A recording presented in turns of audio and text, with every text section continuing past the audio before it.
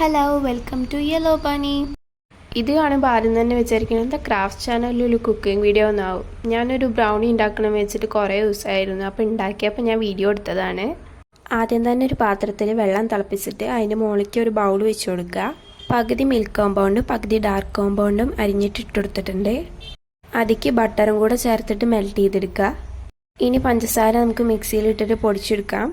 വലിയൊരു ബൗളിലേക്ക് പൊടിച്ച പഞ്ചസാരയും മുട്ടയും വാനില എസൻസ് ഇട്ട് കൊടുത്തിട്ടുണ്ട്. ഇനി അത് മാറ്റി വെച്ചിട്ട് വേറൊരു ബൗളിലേക്ക് നമുക്ക് ഡ്രൈ ഇൻഗ്രീഡിയൻസ് ഇടാം.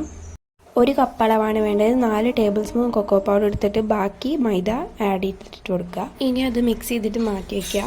ഇനി നമ്മൾ മുട്ടയൊക്കെ ഇട്ട് വെച്ചത് ബീറ്റർ കൊണ്ട് നന്നായിട്ട് ബീറ്റ് ചെയ്തെടുക്കുക. എന്നിട്ട് നമ്മൾ മെൽറ്റ് ചെയ്ത് വെച്ച് ചോക്ലേറ്റ് അതിലേക്ക് ഇട്ട് കൊടുത്തിട്ട് മിക്സ് ചെയ്യുക. പിന്നെ ഡ്രൈ ഇൻഗ്രീഡിയൻസ് ഒക്കെ ഇട്ട് കൊടുത്തിട്ട് നന്നായിട്ട് ഫോൾഡ് ചെയ്തെടുക്കുക.